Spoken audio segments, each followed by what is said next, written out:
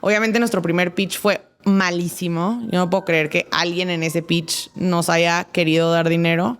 Pero en eso nosotros fuimos con este advisor y fue como, a ver, ¿cómo le podemos hacer para mejorar esto? Porque de verdad es una curva de aprendizaje lenta. Mi invitada de hoy es María Gutiérrez de Nido Ventures, un VC que se enfoca, como dicen en su propia página web, en llevarte desde tu idea hasta tu serie A. Principalmente invierten en latinos, donde quiera que estén en el mundo, y se especializan en B2B, en fintech, B2B en marketplaces y también en verticales de distintas SaaS. Tengo muchas notas aquí de lo que fue el episodio con María, pero les resumo. Con María, por supuesto, hablamos de la creación de su fondo, en quién están invirtiendo, nos dio muchos tips para levantar capital. Cuando empezamos a hacer fundraising, tuve un advisor. Hoy es advisor oficial del fondo y nosotros lo hicimos así para poder tener alguien a quien le podíamos ir a hacer preguntas. No importa si era algo que nosotros pensábamos que pudiera ser pregunta tonta. Así que si estás buscando capital, este es un gran episodio. O si estás pensando en hacer una transición de tu carrera, de cómo entrar al mundo del VC, porque le hice varias preguntas a María de cómo es la cosa por dentro. De hecho, hicimos chistes de que siempre se habla de que los VCs van a muchos happy hours y María nos explica lo bueno y lo malo de eso y que, bueno, al final es demasiado importante tanto para los founders y para los VCs crear relaciones y especialmente fondos como Nido que quieren crear relaciones incluso antes de que a los founders se les ocurran sus ideas, porque claro que van a tener un mejor retorno entrando en la etapa más early stage de todas. María y su socia Caro se conocieron hace más de 10 años, se fueron a estudiar a Stanford en su pregrado. Después de Caro se fue a trabajar en LinkedIn, María se fue a trabajar a Tesla y a Apple.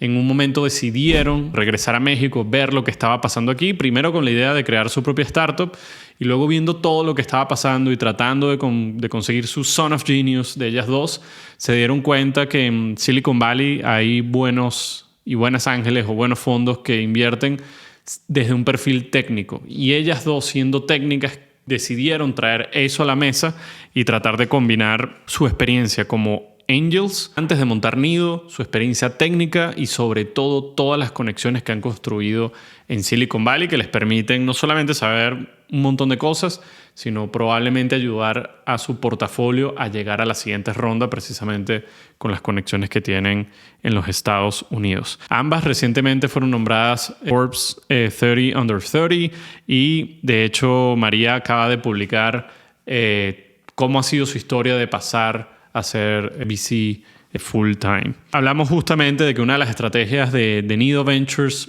es crear contenido y así se llama su blog, contenido de Nido Ventures, donde ellas cuentan la historia de su portafolio, cómo se crearon las empresas que ellas han invertido, por qué han invertido en esas empresas y mucha de su perspectiva como inversionistas, que yo creo que es muy bueno para que los founders también puedan encontrar más puntos en común y sobre todo a veces perder menos tiempo de saber a quién hay que picharle y por qué. Como dije antes, ambas se conocieron en Stanford en el pregrado y cuando deciden regresar a México, Caro trabajó acá en Ciclo, ayudando en la parte de producto y tecnología, y María trabajó en Backbone, que era una empresa que daba soluciones financieras. En ese momento estábamos en pandemia, creo que ambas difieren de su MBA para tratar de tener la experiencia en persona y no tanto en videollamadas. Vuelven a hacer el MBA juntas y ahí es cuando comienzan a conceptualizar Nido. Y bueno, hablamos de cómo funciona un VC. Le hice preguntas a María de, bueno, ¿cómo levantas capital de cero? Si como fondo es tu primer fondo, no tienes track record. Al final ellas, como inversionistas, VCs, tienen que salir a levantar capital, que es lo mismo que experimentan fundadoras y fundadores para llegar a ese punto. Pero el primero es muy difícil de levantar, ¿no? Okay. ¿Por qué? Porque no tienes track record, nadie te conoce. Claro. Es la primera vez que empiezas a hacer un fondo. Entonces, bueno, si esto es un episodio donde quieres saber cómo funciona un VC por dentro, cómo es el rol de ellas, cómo crearon este fondo, en qué están invirtiendo, cuál es su perspectiva de la TAM, creo que lo vas a encontrar muy bueno. Sin más, este soy yo y María Gutiérrez aquí en Accionables.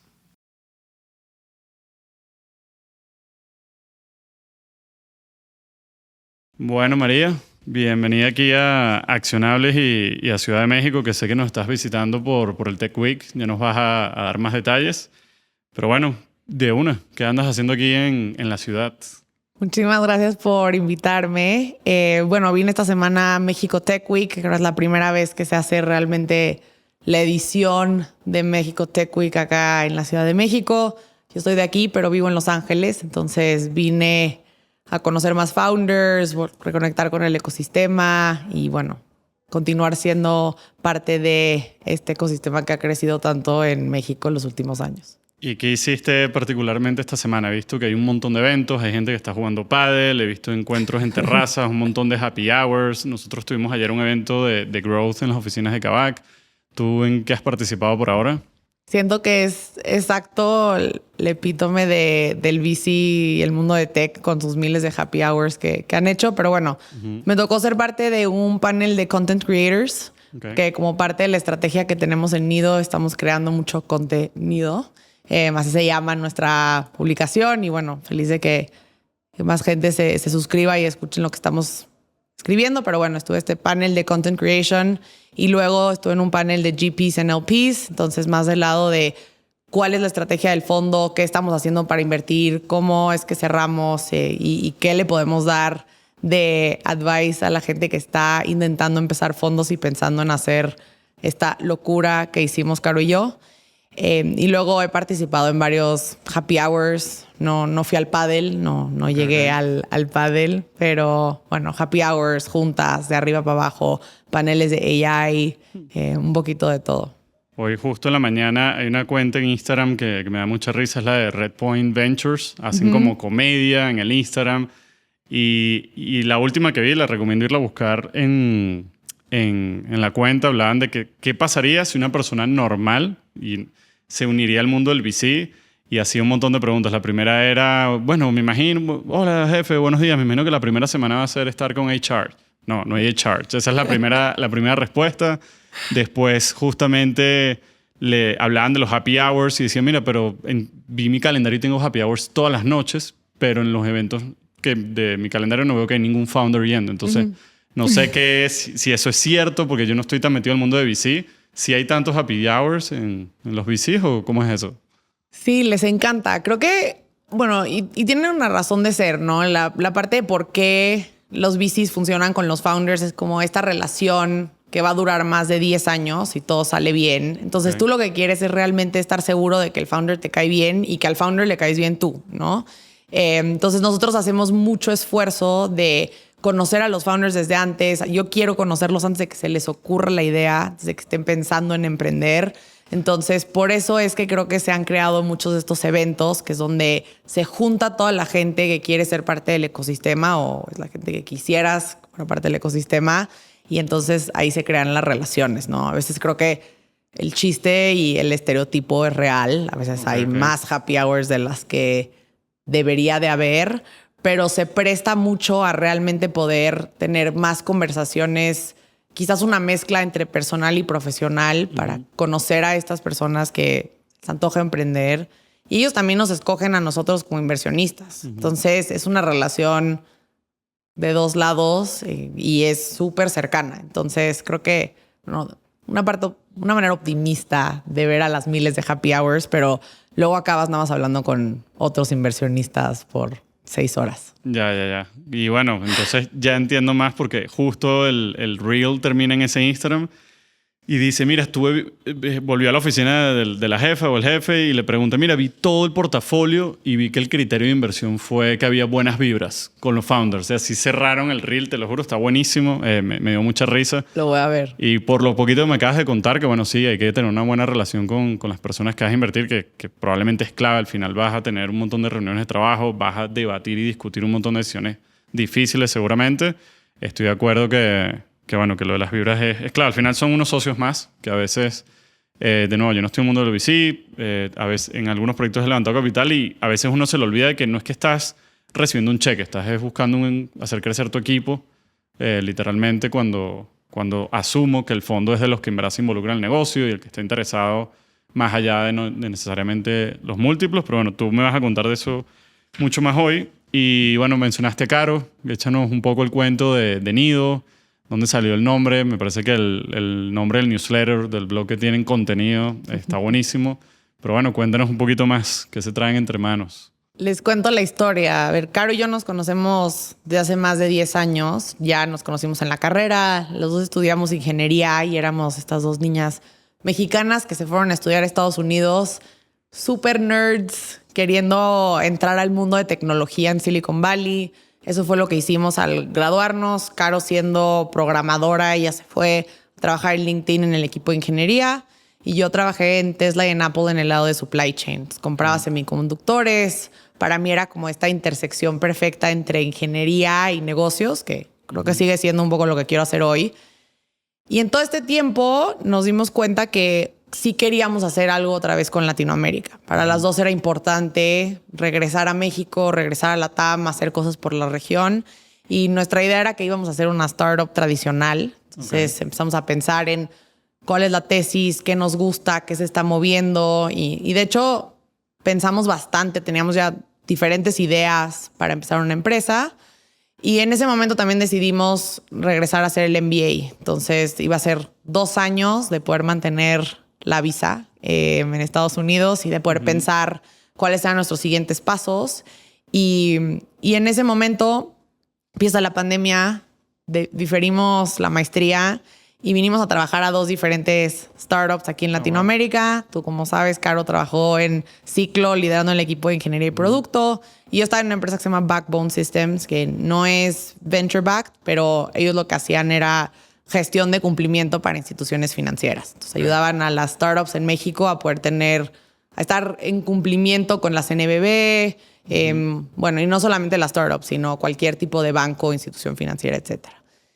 Y estando ahí, nos encontramos con 2 cosas fascinantes del ecosistema en Latinoamérica. Uno era cuánto estaba creciendo y cómo había cambiado en los últimos 10 años. Para nosotros nos abrió mucho los ojos al ecosistema, pero también todas las cosas que le faltaban para alcanzar el ecosistema al que nosotras estábamos acostumbradas en Silicon Valley, donde venían estos ángeles inversionistas que ya habían tenido varias exits, rellenaban rondas, seguían regresando el dinero al ecosistema. Muchos CTOs que se habían salido a ser inversionistas, entonces mucho inversionista técnico. Y esas cosas no las veíamos en la TAM. Entonces, nosotras siendo técnicas, decimos, creo que es una gran oportunidad para poder ayudar a complementar estos fondos e inversionistas que son mucho más financieros que nosotras y nosotros traer este otro skill a la mesa que era la parte técnica y el entender cómo funciona la tecnología y que pudiera funcionar y no dentro de un startup. Entonces ahí es donde decidimos empezar a hacer más inversiones ángeles, nos empezó a ir bien y ahí fue cuando nos dimos cuenta que teníamos esta gran oportunidad de empezar un fondo.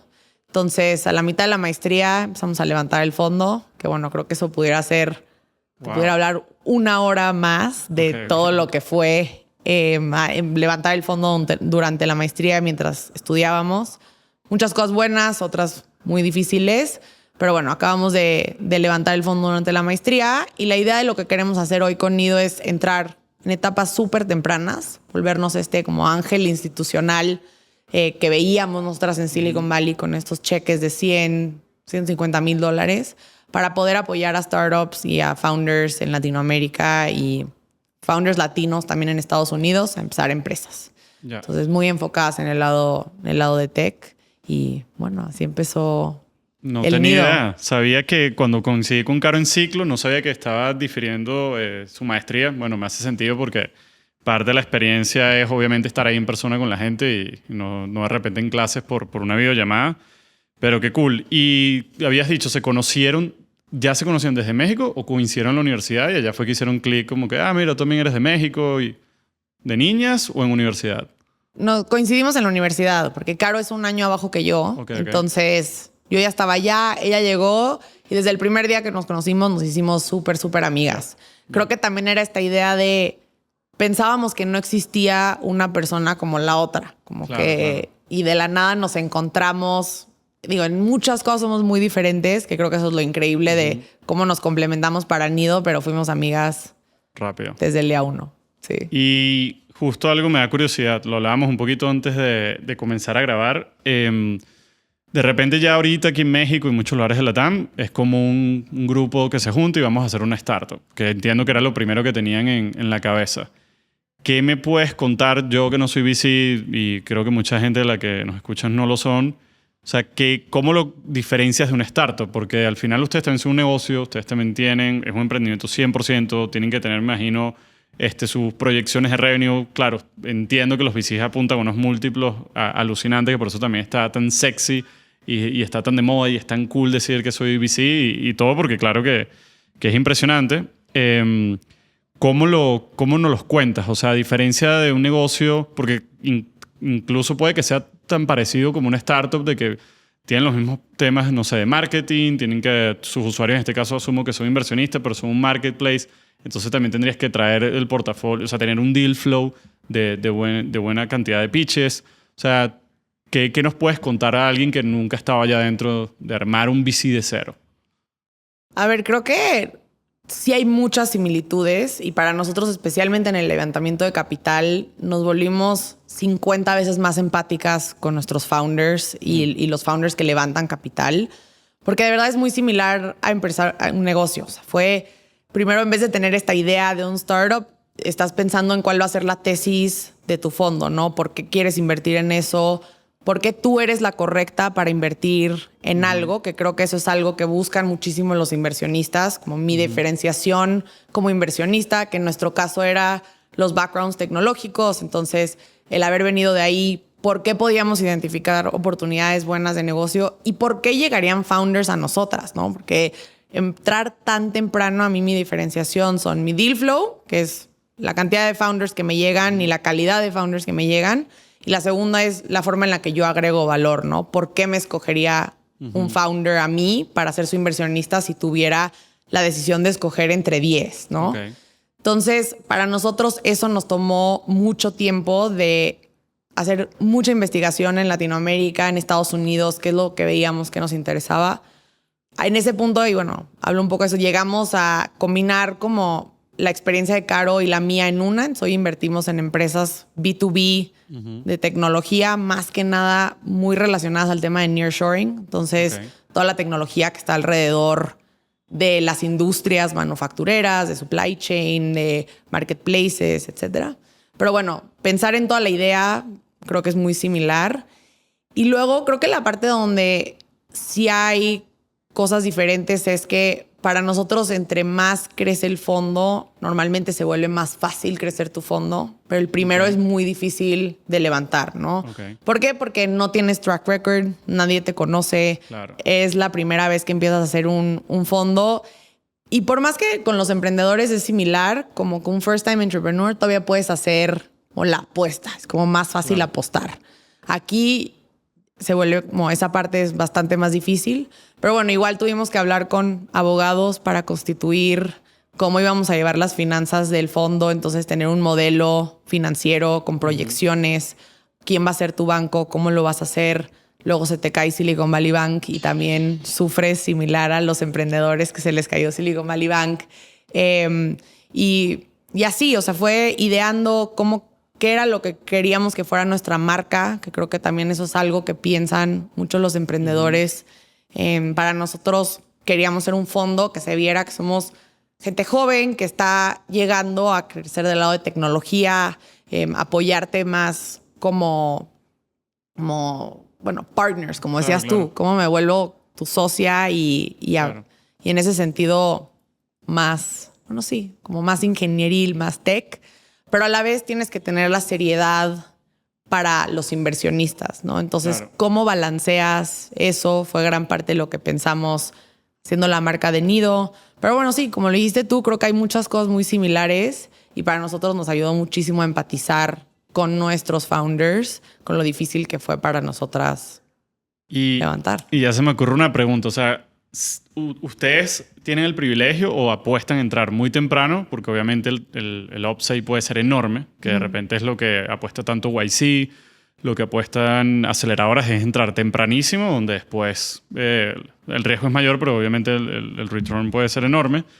Ustedes siendo totalmente nuevas, donde allá afuera hay el PIS que ya están activos invirtiendo todos los años, yo me imagino que al final eso es como un market share que hay allá afuera de capital, donde tú de una u otra manera estás tratando de robar, vamos a usar esa palabra, la inversión de otro fondo que la estuviera recibiendo y no solo de VC. Claro que alguien que está poniendo dinero lo pone en distintos productos, por así decirlo.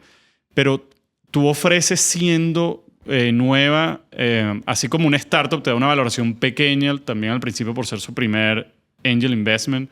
¿Ustedes dan algún beneficio a esos primeros LPs para tratar de capturarlos? Porque es lo que tú dices, no tienes track record. Así como tú le pides tracción a tus emprendedores, ¿qué le muestras tú a ellos para que te den dinero cuando todavía no tienes track record? ¿Hay algo que puedes hacer? Sí, nosotras empezamos a invertir como ángeles antes. Entonces, ahí demostramos bastante por qué podíamos entrar a cap tables buenas. Éramos buenos escogiendo startups. Entramos a 2 de las startups más hot del 2021, donde era imposible entrar a estos cap tables y la gente se estaba dando a codazos para entrar.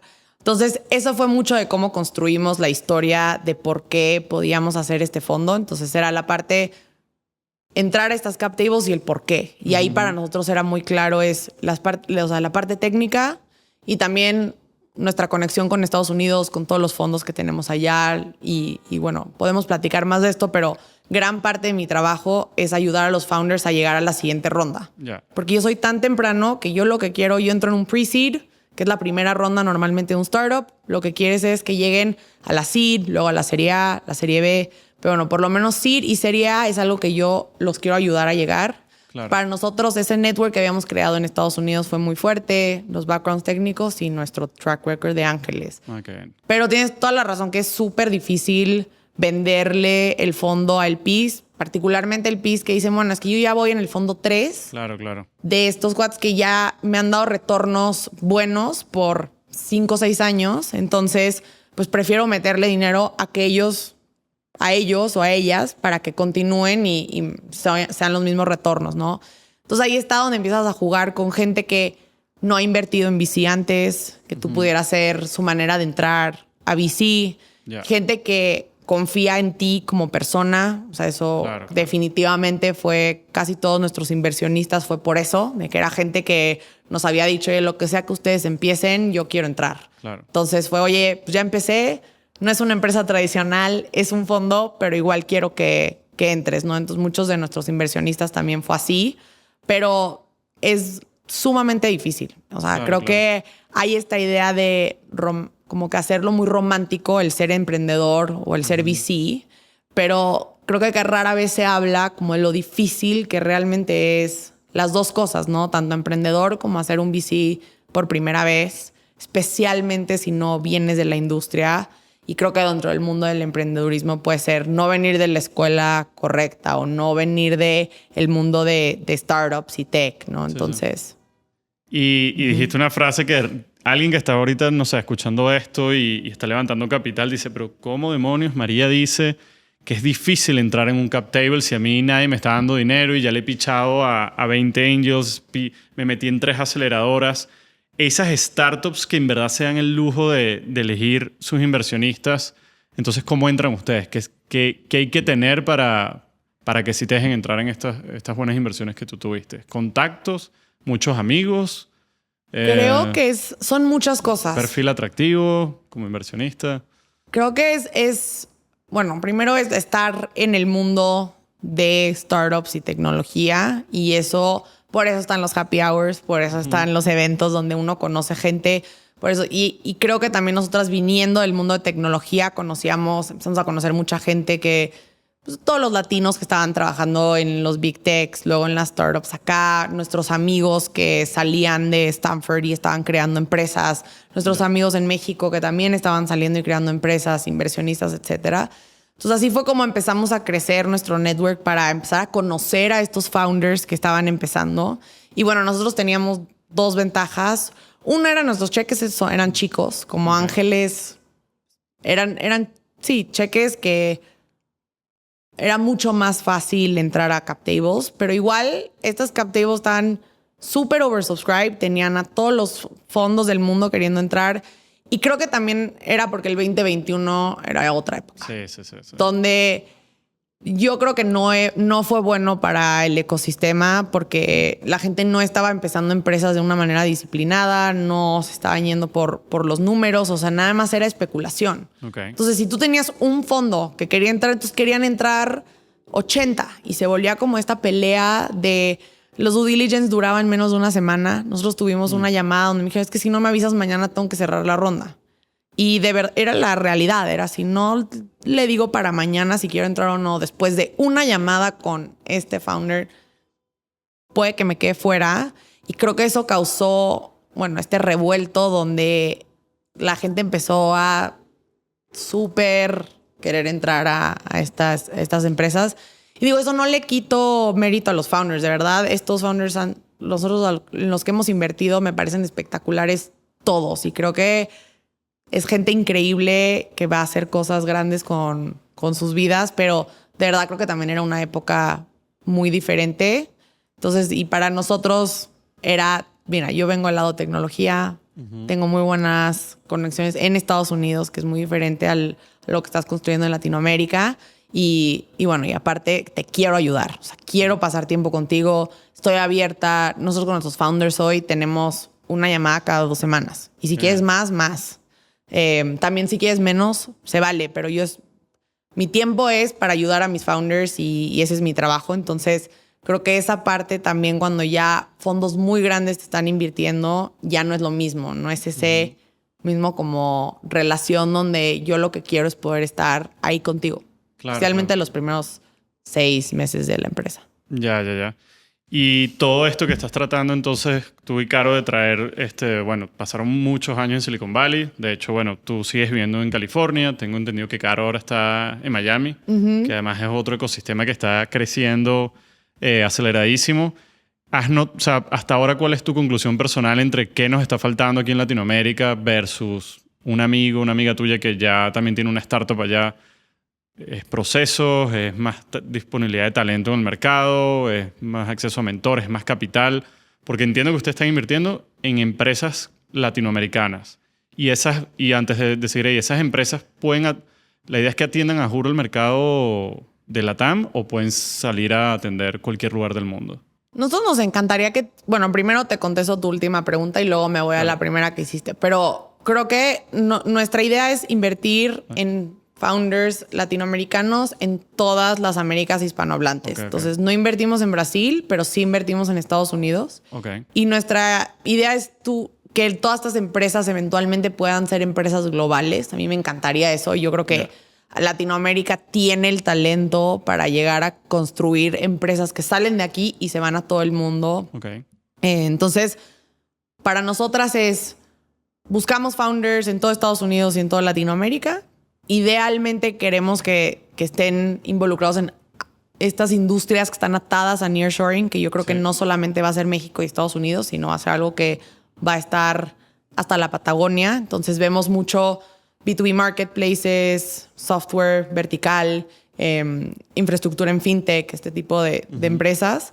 Yo creo que el talento está aquí. Creo que hay 2 cosas. Uno es, llevamos mucho menos tiempo que estos ecosistemas en Estados Unidos. Silicon Valley empezó a ser lo que soy en los 60s. Entonces, y yo siento que en México empezó apenas, ¿no? O sea, los primeros fondos en México llevan 10, 15 años de empezar a invertir como venture capital tradicional aquí en la Ciudad de México, por lo menos. O bueno, México país. Entonces, creo que nos falta tiempo. Faltan muchas iteraciones. Estos founders increíbles que están en Silicon Valley, por ejemplo, y creo que capaz han escuchado el PayPal Mafia, ¿no? Entonces, los que empezaron PayPal y luego salieron a empezar otras empresas y estas otras empresas, los first employees empezaron otras empresas y se vuelve así como un círculo donde hoy lo empezamos a ver con los mercados libres, con Rappi. Rappi ya va como en su 3ª generación de startups. Entonces, yo creo que falta tiempo, falta disciplina dentro del mercado, capital siempre, pero creo que cada vez está entrando más capital a Latinoamérica. Digo, again, el 2021 fue un mundo raro, pero creo que en general la gente está emocionada de lo que está pasando aquí. Entonces, yo creo que se puede, nada más no la tenemos que creer. Creo que nos cuesta trabajo a los latinos. 100%. De hecho, hablábamos antes de grabar de cómo tú dices que nos cuesta a los latinos sabernos vender y de repente me imagino que los ves a cada rato en los pitches donde dices, oye, pero esta gente lo tiene y no me convencieron, no me lo dijeron bien o me preocupa que sí, yo lo voy a apoyar o la voy a apoyar, pero cuando vaya a buscar una ronda afuera no se va a destacar porque le falta venderse. Sí, en todo el que le pregunto hablan de eso. O sea, tenemos 10, 15 años apenas de fondos que vamos a empezar a ver sus retornos.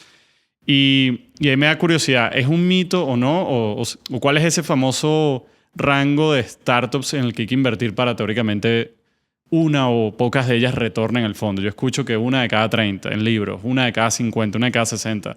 No sé si eso es un mito, ¿es real esos números? Yo creo que no es, bueno, sí obviamente es de invertir en varias y diversificar, pero más bien dicho nosotros lo que vemos es, yo siento que el 80% de mi portafolio se va a ir a cero. Y eso ya está metido en el modelo que yo creo financiero, donde prácticamente se van a ir a cero y estoy bien con eso, especialmente porque yo entro tan temprano que es muy difícil que más de eso, digo, que sea menos de eso, ¿no? Yeah.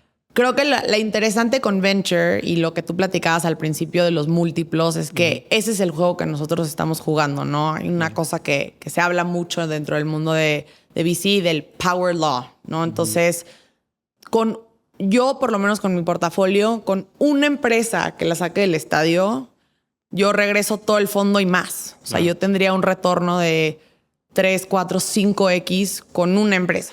Entonces, nuestro plan es invertir en 25. Espero, obviamente, que mucha más de una le vaya bien. Pero yo creo que el 80% del portafolio se va a ir a cero.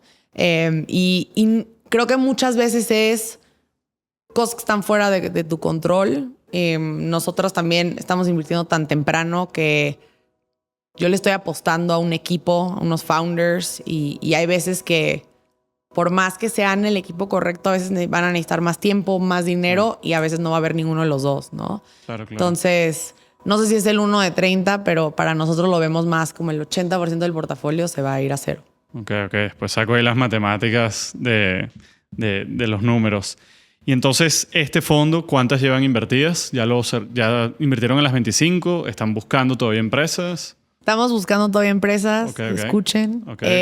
No, pero nosotros invertimos ya en 15 de las 25 queremos invertir con esto y tenemos reservas en el fondo para follow-ons también. Entonces yo lo que quiero es entrar con un cheque inicial y luego poder seguir apoyando a los founders por lo menos una o 2 rondas más, especialmente a las startups que les está yendo bien. Quiero como invertir más, ¿no? Entonces nosotros todavía vamos a invertir en 10 startups más con este primer fondo. Y bueno, la idea es hacer fondo 2, 3, 4, 5. Queremos que los nidos sigan creciendo. Y de las que has invertido, ¿alguna que nos quieras comentar así que te pareció inesperado cuando te llegó el pitch o que te llegó en tu deal flow? Que tú decías, wow, qué interesante este insight con el que vinieron estos founders para crear tal producto o tal empresa. Creo que te pudiera decir eso de todas. Nosotras, y yo siempre lo digo, que no, en realidad no tengo favoritas porque es como escoger un hijo favorito. Todas creo que tienen algo súper especial e insights particulares. Creo que hay unas con las que, bueno, tienes como esto del recency bias, ¿no? Donde las últimas en las que invertiste las tengo más presentes porque las primeras en las que invertí hace más de un año. Entonces, esas ya van tomando más vuelo, ya tienen más tracción, entonces cada vez le metes como más tiempo a las últimas en las que invertiste para que tomen más vuelo. Pero de verdad, yo con casi todas las empresas, Caro y yo dividimos el portafolio en 2, entonces ella ve la mitad y yo la otra mitad. Pero a esas que yo tengo, con casi todas hablo cada 2 semanas. Entonces, todas son lo máximo y te pudiera decir el insight de cada una de ellas. Entonces, ahí luego en la descripción, si tienes tiempo, empezamos. No, ahí en la descripción luego dejamos un link de todo el portafolio para que la gente las mire y si sale algo durante el episodio está buenísimo porque te creo, o sea, elegir una, vamos a tener que buscar aquí, poner todas en un papelito para poder sacar una y ser justos. Quería también, antes de seguir avanzando, seguir bien, hablando de lo que pasa dentro del VC, porque lo mismo, ¿qué hacen ustedes de lunes a viernes? Y a veces que asumo de lunes a lunes porque habrán semanas de muchísimo trabajo. Me dices que se vieron el portafolio por la mitad, hablan mucho con sus equipos, están viendo qué necesitan. Aparte de eso, o sea, me imagino que estás buscándole conexiones, te conecto con tal persona, con esta que conozco aquí en Silicon Valley que está haciendo ABC, o esta persona en Latinoamérica. Otra gran parte del tiempo, asumo, es salir a buscar dinero, pero después de que se cierra ese fondo, ¿qué hacen? O sea, en el... Happy hours. Happy hours. Pero oye, los happy hours No. son por lo menos después de las 4 o 5, que hacen de 8 a 4. Bueno, Caro, sé que monta un montón de bici, pero no creo que monte bici de 9 a 4. No. A ver, creo que hay una... Nosotros siempre vemos el venture como siendo 4 cosas que uno tiene que hacer bien, ¿no? Entonces nosotros siempre lo vemos como see, pick, win and scale, ¿no? Okay. Entonces, ver, escoger, ganar y escalar. Entonces, esas son las 4 cosas que yo tengo que hacer bien. Entonces, la primera es lograr ver todas las startups que están saliendo, especialmente las startups de calidad. O sea, yo tengo que poder estar enterada de todos estos deals. El segundo es escoger. Entonces, dentro de todos los deals que estoy viendo, tengo que ser buena escogiendo las ganadoras. La tercera es ganar el deal, lo que platicábamos al principio, donde por qué me escogerían para estar en su cap table. Y la última es escalar. Entonces, constantemente nosotros estamos pensando en cómo podemos mejorar cada una de esas. En ver, creo que ahí es donde entra bastante la parte de tener buena reputación dentro del portafolio. Entonces, yo quiero que mis founders estén felices conmigo como VC. Yo quiero que me refieran más founders. Siempre quiero estar conociendo gente. Aunque parezca broma, ahí también entra la parte de las happy hours, de estar en los eventos, de salir y dónde están, ir a las universidades, conocer a los founders que no han empezado a querer todavía ser emprendedores, pero lo van a hacer. Entonces, bueno, todo ese es el mundo de ver. El de escoger, ese es donde nosotros le hemos metido mucho tiempo internamente a cuál es nuestro proceso de due diligence y cómo podemos hacer para mejorarlo, ¿no? Entonces, ahí entra mucho... hacemos investigación de mercado, estamos constantemente buscando conocer gente para tener referencias de los founders, de las industrias en las que queremos invertir. Entonces a nosotros, por ejemplo, nos encanta toda la parte de nearshoring, estar enterados, leer noticias, por qué importa. Y eso nos ha ayudado mucho. De hecho, el podcast que tenemos con Nido, que se llama el Desde el Nido, que hemos estado leyendo muchísimo para ese podcast y nos ayuda a estar muy enteradas del mundo en el que queremos entrar, y esa parte es súper importante y bueno, cada vez mejorar el due diligence process. La tercera, que es ganar, pues ahí es donde está porque yo soy diferente y mi diferenciación. Y hemos hablado mucho de la parte de tech, pero también está la parte comercial que dijiste tú, ¿no? Entonces, los intros, cómo los hago y cómo cada vez los puedo mejorar. Entonces, nosotros constantemente queremos conocer gente en industrias que no tienen nada que ver con tecnología.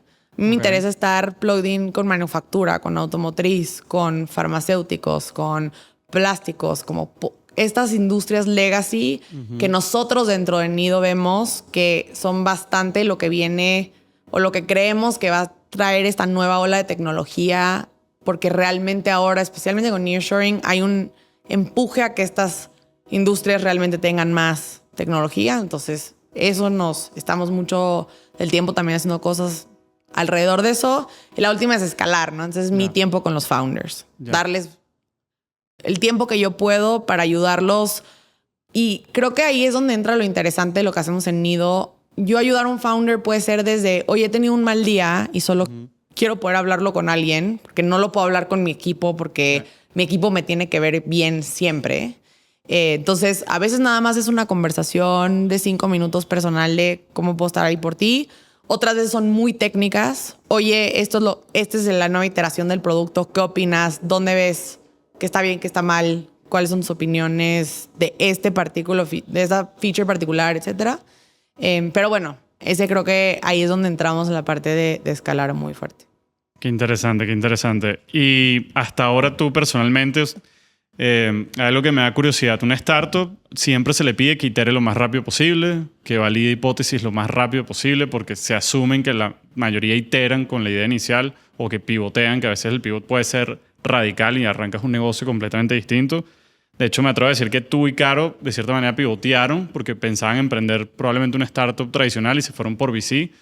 Me da infinita curiosidad cómo iteras, cómo pivoteas en un VC, dado que asumo que el feedback loop es largo, toma mucho tiempo. Entiendo que de repente el deal flow es como van a tener optimizaciones de, bueno, vamos a cambiar esta información a la landing page porque estamos atrayendo aplicaciones que no son las correctas. La manera en que evaluamos el data room, vamos a cambiarlo, pues estamos perdiendo mucho tiempo y se nos fueron 3 deals porque estaban apurados. No sé, aspectos legales, financieros. Asumo que toda esa parte de operations, la voy a llamar así, la puedes iterar un montón, pero tu tesis y tu hipótesis del fondo, ¿hay que esperar años? ¿O cómo hace un VC que una startup no puede esperar, no sé, 5, 8 años a ver si la hipótesis funciona? Teóricamente la va a cambiar rápido. Me da demasiada curiosidad esta parte. Sí, creo que eso es lo más difícil de VC, porque uno realmente no se da cuenta si es bueno en su trabajo como hasta que pasaron 10 años. Wow. El fondo, nuestro fund life es 10 años, es el promedio de la industria de venture. Entonces, en 10 años yo voy a ver, bueno, espero que antes, pero ver cuánto dinero regresé, que le llamamos el DPI dentro del mundo de VC, pero bueno, es básicamente cuánto dinero le regresé a mis inversionistas. Okay. Entonces, y creo que esa parte, para el momento en el que tú veas cuánto dinero regresaste de fondo 1, probablemente ya vas en el 3 o vas en el 4. Entonces, creo que es gran pregunta y nosotros lo que constantemente estamos haciendo en Nido es mucho research. Entonces, todo el tiempo estar viendo qué es lo que está cambiando, por qué vienen cosas diferentes. Hay mercados que hoy no existen, que creemos que van a existir, porque para nosotros eso también es muy importante. A veces las startups crean cosas que todavía no hay un mercado para eso. Entonces, constantemente estamos hablando de eso internamente y creo que, bueno, por lo menos nosotras que queremos levantar Fondo 2 en un rato, pero está en la mira, ya estamos pensando en cómo cambiaríamos la estrategia si la fuéramos a cambiar de Fondo 1 a Fondo 2. Entonces, tenemos internamente, te digo, este research que estamos haciendo, particularmente ahorita mucho con la comunidad latina en Estados Unidos, como nos interesa, sí, por qué, cuáles son los cambios que están pasando ahí y cómo tiene interacción con la comunidad latina en Latinoamérica, si es que hay alguna. Entonces, ese es el tipo de cosas que nosotros estamos haciendo constantemente. Pero la verdad es que la tesis, hasta que no la empiezas a ejecutar, es difícil de iterar. Y luego tú ya le dijiste a tus LPs que vas a hacer tesis A. Entonces, no puedes a la mitad del fondo decidir, ¿sabes qué? Olvídenlo, ahora solo voy a invertir en cosas de consumer products y tiendas de kombucha. Pues no, yo ya no puedo hacer eso. Entonces sí, creo que es gran pregunta y la respuesta solo es, para nosotros es investigación, constantemente estar hablando del tema y pensar en Fondo 2. Y lo mismo, pregunta aquí es de alguien que no está en el mundo del VC. No sé si entendí bien, pero si tú levantaste un fondo con ciertos inversionistas, le dijiste que ibas a ir en una dirección con tu hipótesis, si tú decides a mitad del fondo cambiar de industrias o de hipótesis, ¿eso se puede? Ya, o sea, ¿tú tienes total control de esos fondos o hay una aprobación de los LPs? ¿Qué pasa si el fondo quiere cambiar? Me da curiosidad. Para nosotros, el Investment Committee de Nido somos Caro y yo. Entonces, las que tomamos las decisiones somos nada más nosotras dos. ¿Y así es tradicionalmente, solo por aprender? No necesariamente. Entonces, hay otros fondos donde hay ciertos inversionistas que son parte del Investment Committee. Hay otros fondos donde traen a ciertos expertos que quieren que sean parte del Investment Committee. Como nosotros le hacemos tenemos muchos advisors. Entonces, muchas veces con ciertos deals, oye, tú que eres advisor del fondo o venture partner del fondo, que son personas que básicamente están ahí para soporte de portafolio, nos interesa qué opinan, pero la decisión final la tomamos Caro y yo. Entonces, técnicamente yo pudiera cambiar de estrategia mañana, pero lo que yo estoy haciendo, como pensando que lo que nosotros queremos es construir, en inglés sería como a firm, o sea, es una marca que queremos que crezca y que tenga muchas iteraciones. Entonces, yo lo que quiero es que mis inversionistas de Fondo 1 quieran invertir también en Fondo 2. Y en el 3 y en el 4. Entonces, si yo ya les dije, yo voy a hacer esto, tu dinero va a esto, a eso es a lo que va a ir su dinero, ¿no? Entonces, tenemos ciertas cosas que pudiéramos como cambiar dentro de nuestra estrategia de inversión, pero lo que yo les vendí a ellos es lo que estoy ejecutando hoy. Y a nosotros nos ha parecido increíble también porque nosotros tenemos esta teoría de B2B, tech, nearshoring, etc. Y nos han llegado muchísimas startups dentro de ese mundo. O sea, de verdad, ha salido deal flow de gente que sí está queriendo como emprender en ese mundo. Entonces, creo que es una manera de un poco ver que sí nuestra teoría iba ahí, tenía patas. Qué interesante, porque claro, uno como consumidor al final las B2C salen a flote porque te llega un ad en Instagram de que llegó un nuevo banco, que hay un montón, que hay una nueva aplicación que hace AOE. Hablábamos hace poco que hay aplicaciones que te ofrecen servicios a la casa de masajes, pero las B2B están debajo del radar porque están ofreciendo servicios muy particulares que es lo mismo, no me van a targetear necesariamente por Instagram o cosas así y no me hubiese llevado la misma sorpresa que tú de que no sabía que había tanta gente de repente iniciando este tipo de negocios. Y yo de lo que he visto, al final, al menos entre mis amigos, hay una correlación entre mientras menos sexy y appealing el negocio, mucho más desatendido el mercado, por lo tanto, un poco más fácil de entrarle. Normalmente entras a industrias que son las que llamamos dinosaurios, donde está todo por hacerse. Entonces, hacer un loop de innovación es enorme, porque no había nadie que haya entrado, por ejemplo, ahí. Así que, oye, me parece que la tesis definitivamente está buenísima. Y ahora, entrando ahí, me dijiste que a veces los founders te llaman porque no se quieren ver tan vulnerables frente a su equipo, lo cual tiene sus pros y sus contras. Ustedes que están haciendo este negocio por primera vez, que también claro que deben tener un montón de dudas, preguntas, miedos. Hasta ahora no sé qué nos compartes de tu vulnerabilidad donde tú dices, wow, un reto que haya sido muy difícil de superar, que no lo anticipaste y ya fue como ese primer momento de bajón, donde tuviste que tú más bien pedir ayuda. No sé qué nos cuentas ahí de este roller coaster por ahora. Sí, justo estábamos hablando de México Tech Week y uno de los paneles en el que estuve, que yo fui de las panelistas, era de LPs y GPs, ¿no? Los GPs somos los General Partners, somos los que llevamos los fondos. LPs, Limited Partners, ellos son los inversionistas. Y en esta nos preguntaron como que cuál era si teníamos alguna sugerencia para gente que estaba empezando fondos desde cero. Y yo, cuando empezamos a hacer fundraising, tuve un advisor que creo que hoy es advisor oficial del fondo y nosotros lo hicimos así para poder tener alguien a quien le podíamos ir a hacer preguntas y pudiera hacer cualquier pregunta, no importa si era algo que nosotros pensábamos que pudiera ser pregunta tonta o ideas de lo que queríamos hacer con el fondo y poderlo validar, también poder tener algo de vulnerabilidad a veces.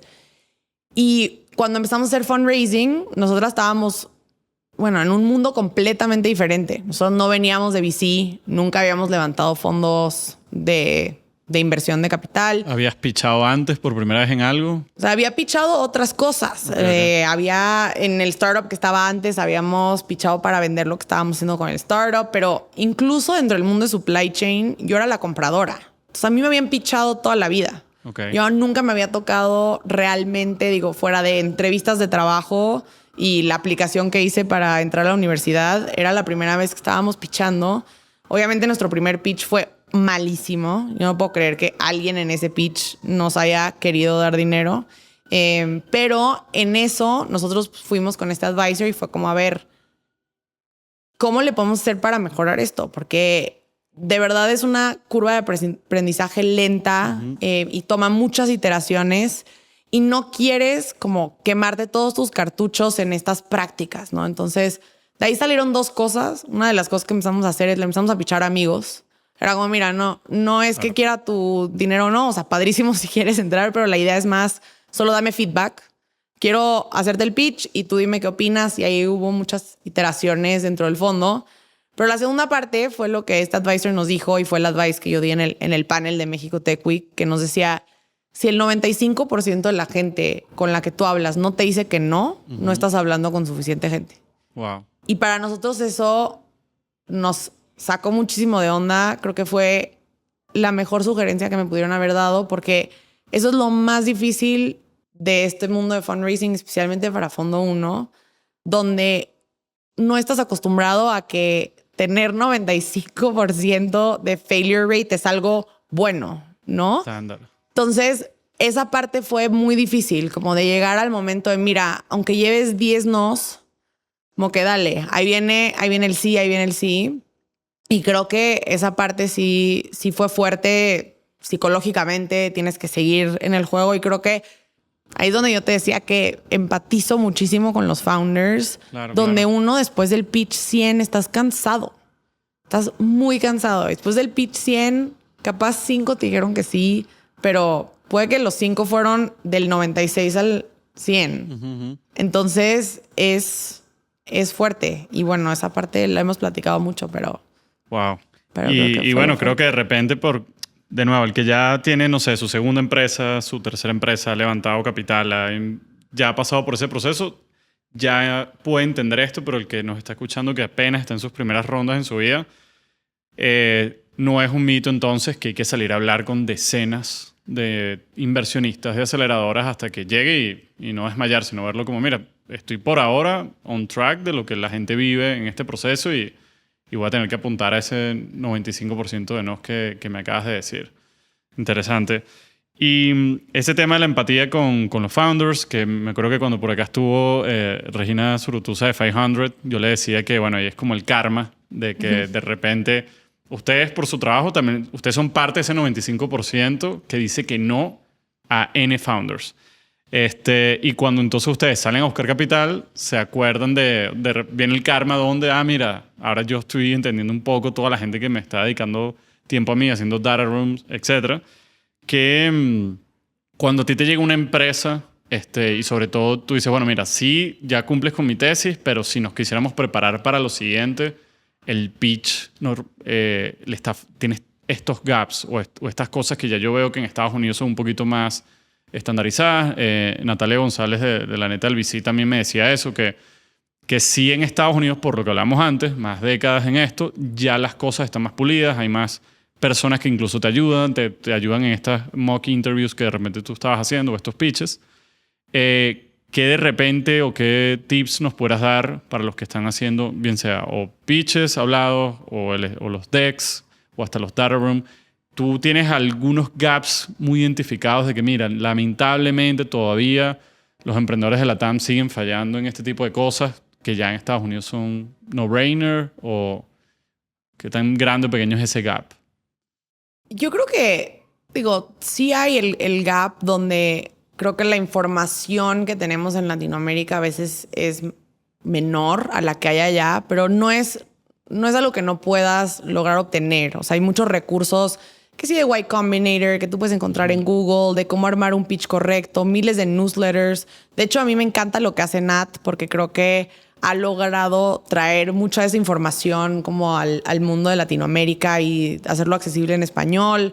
Parte de lo que queremos hacer con contenido también para que la gente que está en la TAM, que no entiende el mundo de VC, lo entienda mejor. Entonces yo creo que lo primero es empezar a realmente como ver en internet cómo se hace un buen pitch. Andreessen Horowitz tiene muchísimos recursos buenísimos. NFX es otro fondo que también hace muy buenos recursos para eso. Yo creo que no hay algo que te podría decir hoy que veo consistentemente que siempre falla. Creo que hay diferentes cosas que luego los founders hacen bien o mal.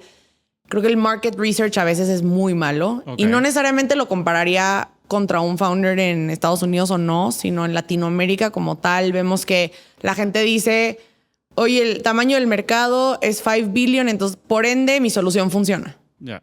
Y es como, hay que pensar realmente de esos 5 billion, ¿quién pudieran ser tus clientes? ¿Cuántos realmente te pudieran decir que sí? ¿Por qué? Segmentar entre tipo de clientes. O sea, como que hay muchas cosas que uno puede hacer dentro del mundo de prepararte para empezar un startup y cómo toda tu preparación la puedes poner en un pitch deck, ¿no? Y ser mucho más metódico de eso.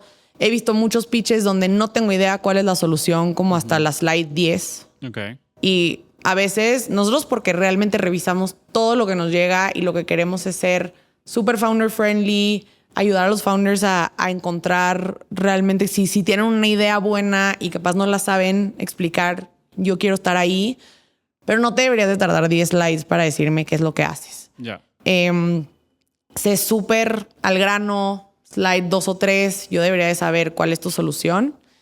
Y bueno, creo que eso toma tiempo como ser mucho más metódico en eso, pero creo que tiene mucho que ver con el research que estás haciendo dentro del mundo.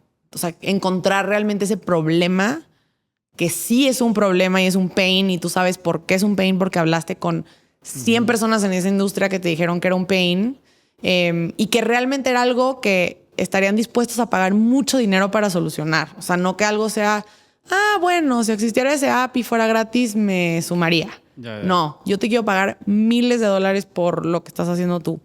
Entonces creo que esa parte es lo que yo quiero poder ver en un pitch. 10 slides de un deck y tú me lo debes de poder decir, ¿no? Porque realmente eso es lo que te logra la llamada con los VCs.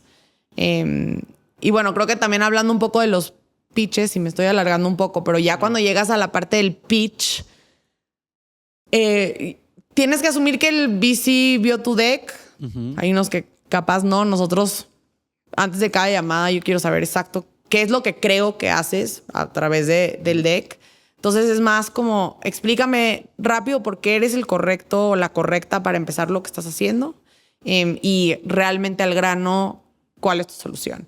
Pero para mí yo creo que una de las cosas que también hablabas del karma y de decir que no y demás, una cosa que para nosotros fue súper difícil dentro del fundraising era la gente que nada más decía que no, pero no te decía por qué no. Ok, ahí te iba a preguntar. ¿Dan o no en feedback? Ajá.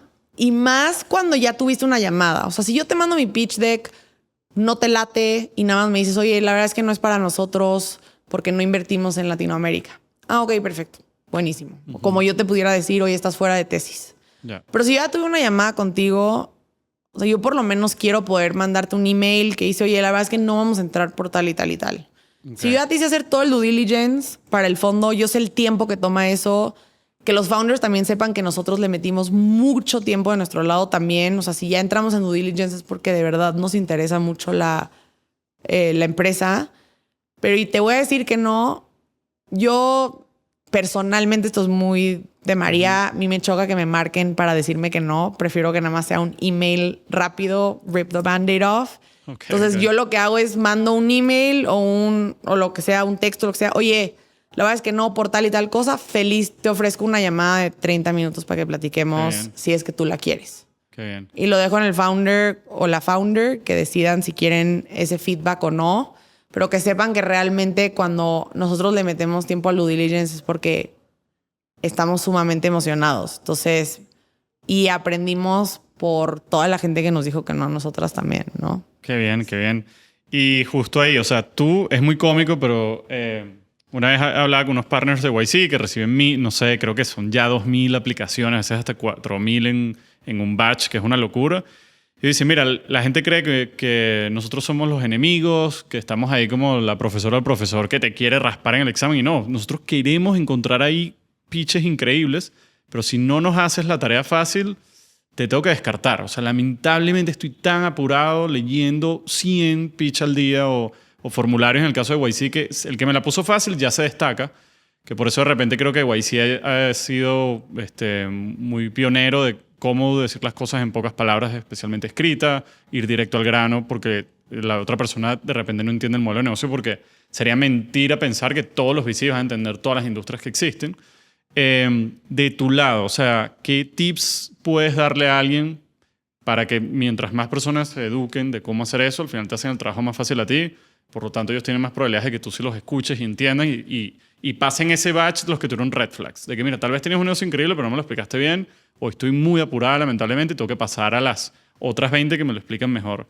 ¿Tú tienes algo que te gusta personalmente, la manera en que te contactan por email, la manera en que te contactan por LinkedIn, esos primeros slides que te envían, que de repente tú crees que aumentan un poquito la tasa de aceptación a esa primera etapa de que los escuches? A ver, creo que el más difícil es LinkedIn, porque de verdad llegan tantos mensajes al día que muchos son emails que te están intentando vender recruiters y cosas como que si me escribes por LinkedIn probablemente va a estar escondido en otros varios mensajes y eso obviamente no es culpa de los founders, pero para mí es súper difícil como realmente hacer las cosas a través de LinkedIn.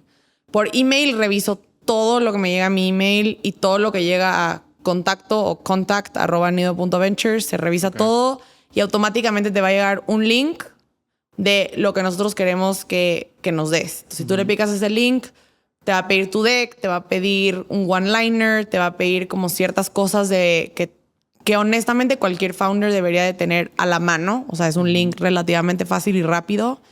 Y ahí sí revisamos absolutamente todo. Es el mismo link que está en nuestra página web. Y yo lo que quiero es poder ver realmente toda persona que quiere llegar a Nido. Yo la quiero poder leer. Y ese link a mí me lo hace muy fácil. Hay gente que no llena todas las preguntas. Hay gente que en el white liner pone B2C startup. Claro. O sea, no tengo idea qué haces. Yo con tu one liner quiero poder entender exacto qué hace tu startup. Entonces, no nada más pongas automatizo procesos.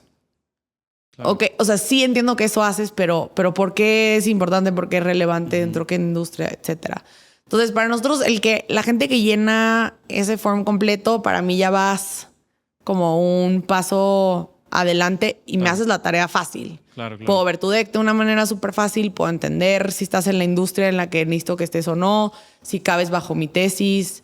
Y especialmente yo puedo ver, o sea, la gente que me manda emails y me dice, oye, digo, y a veces es difícil personalizar cada email, pero sí hace la diferencia. O sea, gente, oye, me metí a tu portafolio y me di cuenta que eres inversionista de Paloma. A mí me encanta Paloma, o me parezco por tal, o yo también estoy en esta industria, o vi que ustedes invierten en B2B tech, cross-border, y yo soy eso y aquí. O sea, ese tipo de cosas creo que ayudan mucho porque demuestran que te están escribiendo a ti porque realmente les importa que Nido esté ahí y que no nada más encontraron una lista de 1000 emails a quien mandarles su pitch, ¿no? Entonces... Y después de ese formulario ya ustedes piden un link ya con algún archivo tipo slides, o todavía en esa primera etapa no piden ese primer deck. Sí, desde el formulario pedimos el deck. Entonces tú tienes un link para poner tu docsend, tus slides, tu brief link, lo que sea, donde sea que lo tienes. Y ahí dijiste uno que lo anoté antes, tú recomiendas, mira, lo antes posible dime qué haces, no me hagas esperar llegar a la lámina 10. ¿Algún otro red flag que tú invitas a los founders que eviten a la hora de que tú le das doble clic a ese archivo y te abre, que tú dices, no hagan esto, por favor evítenlo? Muchas palabras en una slide. O sea, creo que esas cosas que te enseñaron en la escuela de ser directo al grano, a mí me parece, especialmente dentro del mundo en B2B, muchas veces hay diagramas con los que explicas el proceso de lo que hace tu startup de una manera muy fácil. Como que ese tipo de cosas a mí me ayudan. El mercado siempre hay como el market slide y creo que entre más le hayas pensado, nosotros le llamamos el bottoms up. Entonces, empezar desde abajo y luego ya llegas al mercado de los 5 billion. Pero, ¿quiénes son esas 5 empresas que tú crees que le puedes vender? El otro es la clásica slide de el competitive landscape que siempre la gente quiere poner. Que no hay nadie. Y que luego no tiene nada de sentido esa slide. O sea, yo prefiero que ni me la pongas porque especialmente nosotros que invertimos en una vertical muy particular o bueno, en un mundo muy particular, ya me sé muchas de las startups de esas industrias. Y sabemos startups que aunque empezaron años antes, otras startups que nos están llegando a los pitch decks al mismo tiempo. Entonces, a veces nada más cuando llega ese competitive landscape y son como que los únicos hasta la derecha, hasta arriba. Y luego todas las otras startups no tienen nada que ver. Como que creo que esas sobran. O sea, si no me vas a decir exacto cuál es tu diferenciación y por qué sobra. Luego hay unos que ponen que su competitive es Google, AWS y como, no sé, Microsoft. Otra vez en la esquina hasta acá. Entonces, esas creo que sobran red flags. Y algo que es muy personal de Nido, esto no necesariamente aplica para otros fondos, pero el clásico, el slide del equipo, ¿no? A nosotros nos gusta ver diversidad en estos equipos. Queremos saber, bueno, primero, ahí creo que puedes ver bastante el founder market fit, pero el segundo, a nosotros nos encantaría que los equipos tuvieran más mujeres, advisors mujeres. Luego vemos slides que El team ya son 15 personas y son 15 hombres, 10 advisors hombres, 5 inversionistas ángeles hombres y la verdad eso es, bueno, muy particular de nosotras, Claro. pero muchas veces puede ser un turn off. Claro, claro. Entonces... No, tiene todo el sentido del mundo. Y de estas empresas que han logrado entrar, lo mismo, o sea, ¿qué ADN en común has visto? Si entras en etapas tempranas, tú lo dijiste antes, te fijas mucho en el equipo de founders, es que son, o sea, ¿qué de repente has visto que comparten la mayoría de ellos? Son muy... entienden muy bien su industria, es porque hacen mucho market research, entonces hablan bastante con los usuarios, que es la famosa frase de YC, talk to your users, que mucha gente la sigue evitando, como que no, pero a mí yo escucho demasiado, me da pena molestar a un usuario para mandarle un email haciéndole preguntas. O sea, todavía veo mucha resistencia de gente queriendo en verdad pasar tiempo con sus usuarios. ¿Hay algo que tú veas que ellos comparten? Tú dices, mira, lo mismo, o sea, ya así como les di red flags de pitch y de cómo postularse, que tú los invites a estos early stage, mira, traten de hacer más market research, traten de pasar más tiempo con su usuario. Ya entendí que tú no inviertes en nice to have, estás buscando, ¿verdad?, que la gente tenga un pain grande identificado. ¿Hay algo, casi como me dijiste que tienen ahorita un red flag personal en Nido, que para ustedes sea como, wow, esto es lo que más nos encanta un equipo fundador?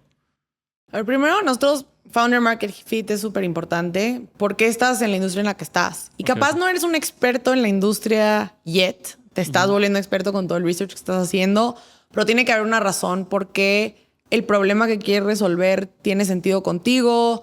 Bueno, hay muchas razones por las cuales pudieras ser él o la indicada para empezar una startup. Entonces, eso para nosotros es muy importante que lo tengan súper claro los founders.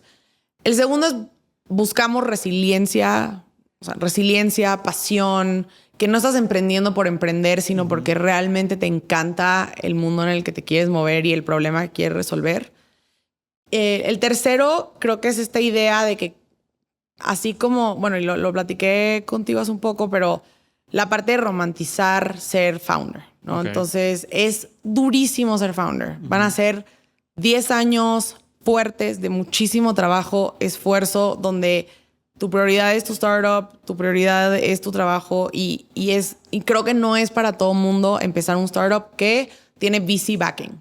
Hay empresas tradicionales que puedes hacer y ser emprendedor en ese sentido, pero si tú quieres que un VC me da dinero, estamos esperando crecimiento rápido y fuerte. Entonces eso toma mucho trabajo y queremos que la gente esté enterada de que eso es lo que va a tomar. Entonces, para nosotros nos importa también esa parte, para nosotros es súper importante. Y la última, que creo que esto no es algo que necesariamente se pueda nada más hacer de la nada, pero yo lo que pienso, y creo que Nat también lo dice muy bien en la neta del VC, pero yo cuando conozco founders digo, me pudiera ir a tomar un café o un drink con este founder por una hora y pasarla bien. Claro. Nat lo dice, creo que el Disneyland Rule o algo así, como que si te pudieras parar en una fila de Disney por 2-3 horas con los founders, entonces, o con tus inversionistas. Y creo que eso va para los dos lados, ¿no? Entonces, sí está, el Reels ese que decías de las buenas vibras. Ajá. Parte de eso sí es, se mete mucho en nuestra decisión de inversión porque, por eso, yo hablo con ellos cada 2 semanas. Entonces, yo quiero estar con gente que estoy emocionada de hablar con ellos, me gusta platicar, quiero irme a cenar con mis founders y poder tener ese back and forth. No, perfecto. Y bueno, me llevaste a la última pregunta, tú misma. Me gusta preguntarle a la gente para cerrar, ¿qué te motiva en esos días difíciles? O sea, tú acabas de decir que esto, si decides emprender, va a ser de 10 años. Tú dijiste que un fondo también casualmente hay que esperar 10 años. Cuando en verdad tú dices, miércoles, no lo estamos haciendo bien, o estamos fallando, o será que nos equivocamos de carrera, o esos días que no sé si es hasta químicamente que uno tiene algo de desmotivación o que uno ve simplemente el día más oscuro que hace que tú digas, no, yo sigo, o sea, si hoy no me sientas bien, yo sigo. O sea, ¿qué te da a ti ese propósito o esas ganas de llevar Nido y esta misión hacia adelante? Creo que hay muchísimas cosas. La primera es Creo que nunca he sentido que me equivoqué de carrera desde que empecé Ok. esto de VC y creo que esa parte para mí, quiero recordar eso siempre, el cómo me encanta lo que hago y creo que soy muy, bueno, mi personalidad está hecho para el mundo de VC. La segunda, una gran motivación que siempre platicamos Caro y yo, y digo, regresamos al punto de que esto es muy personal para nosotras, es que parte porque queríamos empezar esto es porque vemos también que hay muy pocas mujeres en la industria de tecnología y de venture y en general en la industria corporativa en Latinoamérica, particularmente nuestra experiencia en México. Entonces, nosotros luego tenemos, o sea, recordamos esos pitch decks donde son 37 hombres en una sola slide y a nosotros nos dice, a ver, por eso estamos aquí. Como que nosotras queremos no solamente poder invertir en más mujeres, y digo, hago un caveat de que Nido no solo invierte en mujeres, pero nos interesa mucho que haya más en el ecosistema. Entonces estamos haciendo cosas para que más mujeres quieran emprender y más gente en general, pero para nosotros es muy importante como la parte de enfocarnos en que queremos que más mujeres entren en esta industria, pero también queremos ser un ejemplo a seguir para la María y la Caro que ahorita están en la escuela y que eventualmente quieren entrar a también hacer un fondo o hacer cosas por sí mismas o empezar un startup o lo que sea. Entonces eso nos motiva todos los días. Por eso estamos haciendo lo que estamos haciendo. Y también que hay muchas mujeres que sí han hecho cosas increíbles antes de nosotras. Entonces nosotros vemos cómo ellas son una inspiración para nosotras y eso también nos motiva a, mira, había todavía menos cuando lo hicieron ellas. Entonces métele y síguele dando. Pero bueno, en general creo que también me encanta esta industria, me encanta lo que hago y el hablar con founders me regenera. Cuando llegaron muchos nos de los LPs, hablabas con un founder y era como, ok, ya sé por qué estoy aquí. Qué bien, qué bien. Bueno, María, gracias por compartir todo eso. Voy a animarme con el equipo a hacer un episodio de puros highlights entre Natalia, Regina, Zurutuza y tú, porque bueno, además las tres están metidas en el mundo de inversión. Y bueno, lo máximo que, oye, que hayan decidido no olvidarse de donde nacieron, así hayan ido a estudiar afuera y estén devolviendo acá todo su tiempo, toda su energía, todo su talento y bueno, desearles que les vaya increíble al fondo y obviamente si al fondo le va bien, es que a todos los emprendimientos les fue muy bien. Y gracias por pasarte por acá porque sé que era una semana súper apurada y con 1000 eventos aquí en la semana de Tech Week en México. No, muchísimas gracias por invitarme y creo que fue un highlight para mí el haber estado aquí y platicar de él porque estamos haciendo Nido. Entonces, gracias a ti también. Ya y nos a veremos. todos los que escuchan. Seguro. Saludos a Caro y a todos en Nido. Claro que sí.